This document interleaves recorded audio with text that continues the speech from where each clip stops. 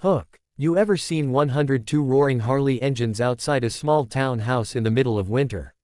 No. Well, let me tell you about the day a humble single dad veteran opened his door to 15 stranded bikers, and ended up changing every one of their lives. Stick around, because by the end of this story, you'll understand why kindness can echo louder than thunder. And hey, if stories of heart, redemption, and real heroes move you, hit that like button and subscribe. You won't want to miss what comes next. The snowstorm came out of nowhere, thick white sheets swallowing the quiet town of Mill Creek, turning roads into frozen traps. Inside a modest cabin on the edge of the woods, Jack Mason stood by the fire, stirring a pot of stew. His daughter, Lily, sat at the table drawing snowmen, her laughter the only warmth left in a world that had grown too cold since her mom passed. Jack, a former Army Ranger and single dad, had learned to make do with little, a small pension, handyman jobs, and a heart too stubborn to quit. He didn't have much, but what he did have, he shared. It was the way he'd been raised. As the wind howled outside, he heard it, the distant rumble of engines. Strange sound for a night like this. He frowned, stepped to the window, and saw them, 15 bikes lined up in the storm, headlights cutting through the snow like lost souls. One by one, figures dismounted, big, rough men in leather vests, patches reading Hell's Angels nomads. They looked frozen, desperate, and tired. Jack's instincts kicked in. He opened the door before they could even knock. "You boys look like you're freezing out there," he called out. "Get in before you turn to ice." They hesitated. These weren't men who were used to kindness. The tallest one, a bearded mountain named Briggs, spoke up. "Sir, we don't want trouble. We just got caught in this mess. Our trucks broke down 10 miles back. Roads are gone." Jack nodded. "No trouble here. Fire's warm, stew's hot. Come in." And just like that, the war veteran welcomed 15 outlaw bikers into his home. Inside, they stomped off snow, looking uneasy. Lily peeked out from behind the couch, eyes wide but curious. One of the bikers, Snake, crouched down and smiled. "Hey there, princess. Don't worry. We ain't bad guys." Jack watched them all, his instincts sharp but heart open. He'd seen enough of the world to know, everyone's fighting a battle you can't see. He gave them blankets, bowls of stew, and space by the fire. The men ate quietly at first, unsure how to act. But soon, laughter filled the cabin.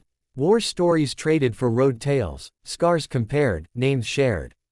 Jack learned that Briggs had served too, Marine Corps, years back. Snake had lost a brother to addiction. Another, Tiny, was raising his sister's kid.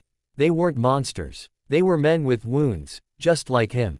Hours passed. Snow piled high outside. Jack gave up his bed, slept on the couch.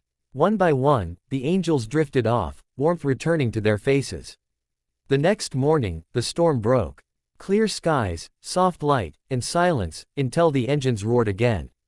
Jack stirred, rubbed his eyes, stepped to the window, and froze. The road outside his cabin was lined with bikes. Not 15, 102. Rows upon rows of Harleys gleaming in the sun. The noise echoed through the valley. Briggs stood in front, helmet under arm. "We called our brothers," he said, smiling. "Told them about the vet who opened his home to us. They wanted to see for themselves."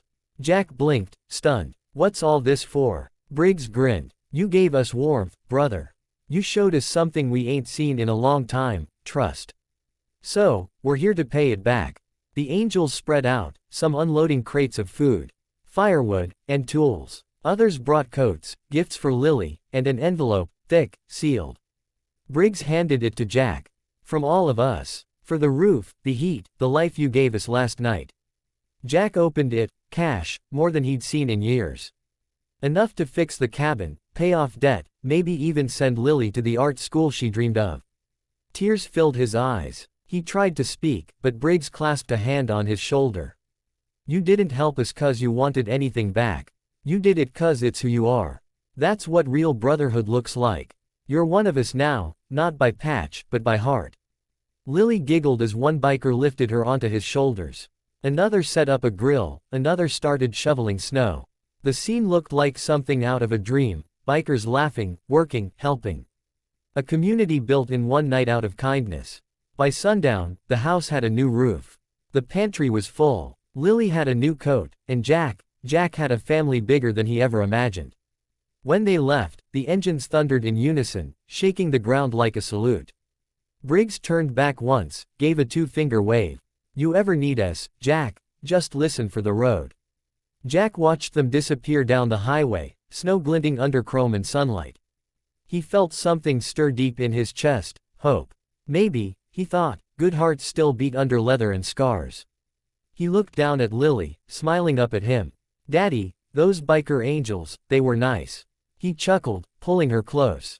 Yeah, sweetheart. Sometimes angels don't have wings, they ride Harleys. As he closed the door behind him, he whispered a quiet prayer, gratitude, not just for the help, but for the reminder that kindness is a chain reaction. One act, one night, can change 100 lives. So next time you get the chance to open your door, do it. You never know what angels might walk through.